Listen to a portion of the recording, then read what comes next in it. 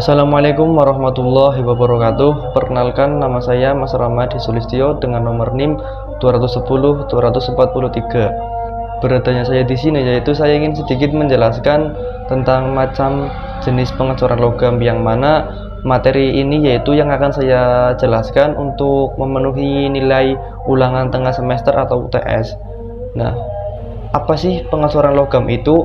Pengecoran logam adalah proses di mana logam cair panas dituangkan ke dalam cetakan yang berisi potongan berlubang atau rongga dengan bentuk jadi yang kita inginkan. Cetakan ini bisa terbuat dari pasir, logam, ataupun keramik. Logam tersebut dibiarkan mendingin dan mengeras menjadi bentuk yang diberikan oleh cetakan tersebut dan kemudian dikeluarkan dari cetakan dengan cara memecahkan atau memisahkan. Nah, next. Apa sih jenis-jenis pengecoran logam yang kamu ketahui? Nah, di sini saya ketahui tentang pengecoran logam yaitu ada 8. Yang pertama ada pengecoran pasir, pengecoran investasi, ada pengecoran sentrifugal, pengecoran tekanan, ada pengecoran suntik logam. Yang keenam ada pengecoran sel. 7 ada pengecoran sentrifugal terus menerus, dan yang ke-8 ada pengecoran presisi. Kita masuk ke pengecoran yang pertama.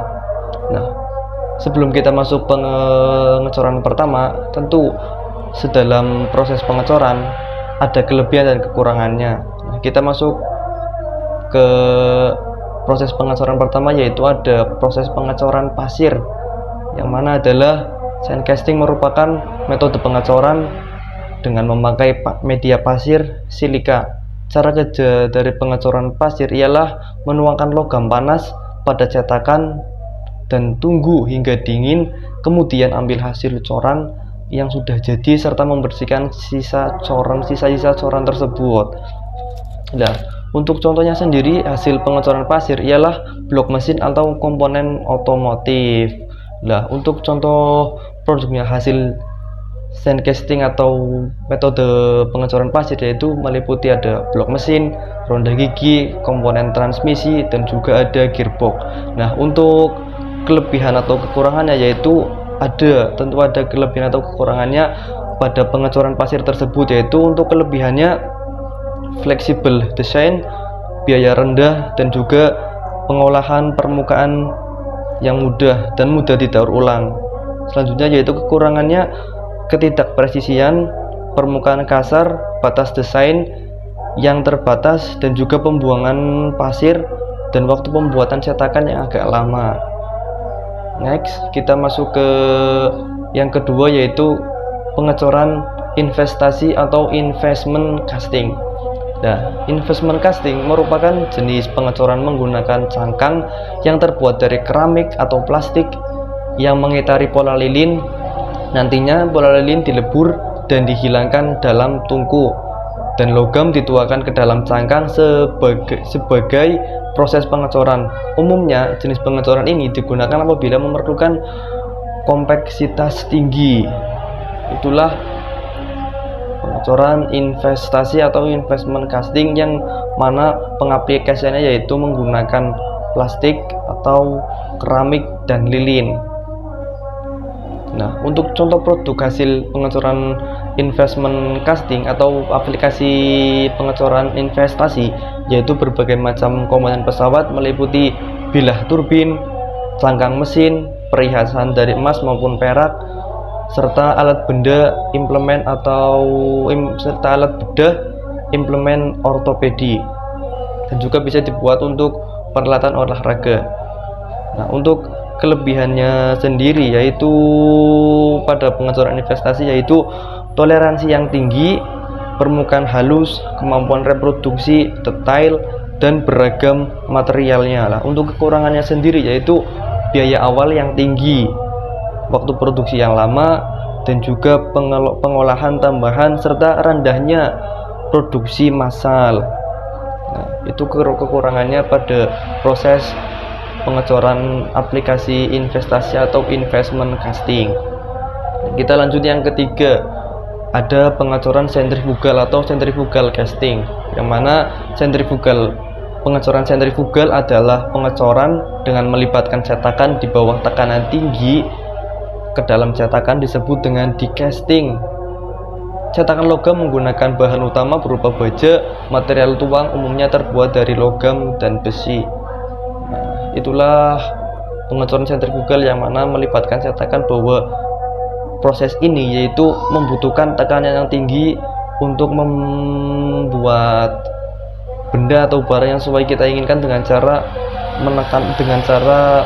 melibatkan cetakan di bawah tekanan yang tinggi.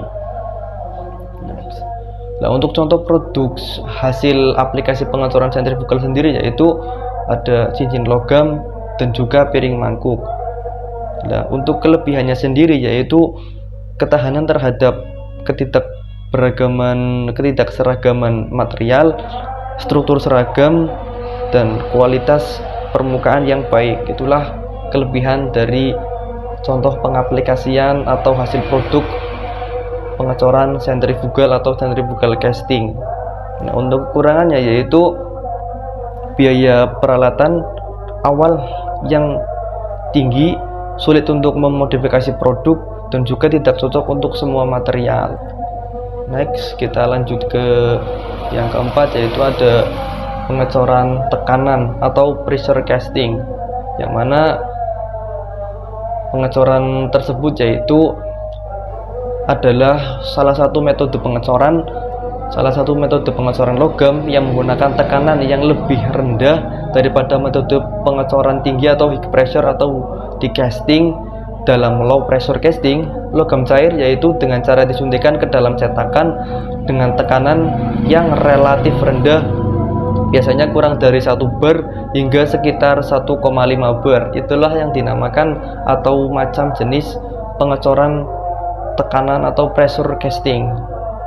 Nah, untuk hasil produk atau aplikasi yang dilakukan oleh pengecoran pressure decasting atau pengecoran tekanan yaitu meliputi ada velg, knalpot, katup, dan juga fitting. Nah, untuk kelebihannya sendiri yaitu presisi sangat tinggi, kemudian ada permukaan berkualitas tinggi, ada rendahnya limbah juga, yang mana rendahnya limbah yaitu sangat berpengaruh kepada lingkungan masyarakat kita. Nah, untuk kekurangannya yaitu terbatas pada material tertentu, rendahnya ketahanan terhadap tegangan, dan juga kesulitan memodifikasi desain, dan juga berpotensi terjadi cacat dan juga daur ulang terbatas, dan juga ada biaya perawatan perawatan mesin atau perawatannya sendiri. Oke, next. Selanjutnya yang kelima yaitu pengecoran suntik logam. Yaitu pengecoran suntik logam adalah proses pengecoran logam yang memanfaatkan gaya sentrifugal memasukkan logam cair ke dalam cetakan. Proses ini dapat digunakan untuk menghasilkan berbagai macam komponen logam dengan berbagai bentuk dan ukuran. Untuk hasil atau proses pengecoran suntikan logam sendiri yaitu meliputi adanya part-part kamera, komponen jam tangan, dan juga ada pegangan pintu. Nah, untuk kelebihannya sendiri yaitu efisiensi material, juga ada kemampuan desain kompleks, dan juga ada kekuatan dan ketahanan, serta beragam bahan bisa digunakan. Juga ada kekurangannya sendiri pada proses ini yaitu biaya awal yang tinggi, batas ukuran dan berat, dan juga ada waktu produksi dan potensi dan menyebabkan potensi limbah dan polusi. Itulah proses pengecoran suntik logam. Selanjutnya yang keenam adalah pengecoran sel atau cell casting. Proses pengecoran sel casting juga dikenal sebagai pengecoran sanggang atau investment casting dalam bahasa Inggris, adalah metode pengecoran logam yang menghasilkan komponen dengan tingkat akurasi yang tinggi dan permukaan yang halus. Proses ini melibatkan beberapa langkah yang kompleks untuk membuat cetakan sangkang yang presisi sebelum menuangkan logam cair ke dalamnya. Nah, untuk contoh produk pada pengaplikasian pengecoran sel casting yaitu dapat kita lihat yaitu seperti patung, dan juga seperti komponen mesin ada kepala silinder dan silinder. Nah, untuk kelebihannya sendiri yaitu ketelitian dimensi, permukaan halus, produktivitas tinggi, dan juga mengurangi resiko retak. Nah, untuk kekurangannya sendiri yaitu biaya pembuatan cangkang pada proses pada proses ini yaitu memerlukan pembuatan cangkang yang terbuat dari keramik atau material lainnya. Pembuatan cangkang ini seringkali menentukan biaya awal yang tinggi. Nah, maka dari itu terjadi kekurangannya yaitu karena pas biaya awal itu sangat tinggi. Selanjutnya yaitu pembatasan pada ukuran dan berat bagian. Yang terakhir ada proses peralihan atau kapasitas cetakan yang terbatas. Next kita lanjut yang ketujuh, yaitu pengecoran sentrifugal terus menerus atau continuous centrifugal casting. Nah, proses pengecoran sentrifugal terus menerus adalah metode pengecoran logam yang menggunakan prinsip sentrifugal untuk memasukkan logam cair ke dalam cetakan secara kontinu. Metode ini digunakan untuk menghasilkan komponen logam dengan profil tabung atau berongga yang panjang dan seragam. Nah, untuk contohnya sendiri pada pengaplikasian pengecoran sentrifugal terus menerus yaitu meliputi ada pipa logam, tabung logam, dan juga ada bushing atau lager. Nah, untuk kelebihannya sendiri pada proses pengecoran sentrifugal terus menerus yaitu untuk kurangnya cacat pada pengerjaan, dan juga ada aplikasi yang luas, dan juga kemampuan pengecoran bahan yang berbeda, jadi bisa dijadikan satu apapun bahannya, dan juga ketelitian dimensi. Nah, untuk kekurangannya pada proses ini yaitu biaya awal yang tinggi, kesulitan dalam mengembalikan bagian dengan dinding tipis, biaya perawatan mesin yang mahal, dan juga pemborosan material pada awal pembuatan kita memerlukan biaya yang banyak, dan juga proses yang memerlukan keahlian. Jadi tidak sembarangan orang untuk membuat atau mengaplikasikan suatu benda hingga jadi suatu benda pada proses centrifugal casting. Nah, next kita masuk ke jenis pengecoran yang terakhir, yaitu ada pengecoran presisi atau precision casting, yang mana pengecoran presisi juga dikenal sebagai investment casting atau pengecoran seralos adalah metode pengecoran yang digunakan untuk menghasilkan komponen dengan tingkat akurasi yang tinggi, permukaan yang halus, dan juga detail yang rumit. Nah, untuk contoh produk hasil aplikasi pengecoran presisi atau precision casting yaitu komponen pesawat meliputi bilah turbin dan juga cincin turbin, sedangkan yang kedua untuk komponen otomotifnya yaitu meliputi penutup transmisi dan juga komponen suspensi. Nah, untuk kelebihannya sendiri pada proses precision casting atau pengecoran presisi yaitu akurasi dimensi yang tinggi, permukaan yang halus, kemudian ada kemampuan desain yang fleksibel, dan yang terakhir ada kualitas material yang tinggi. Nah, untuk kekurangannya sendiri yaitu biaya awal yang tinggi, waktu pengerjaan yang lama, kemudian ada batasan pada ukuran dan bentuk, dan juga pembatasan pada produksi massal.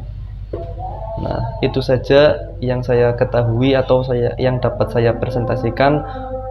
Kurang lebihnya mohon maaf. Wassalamualaikum warahmatullahi wabarakatuh.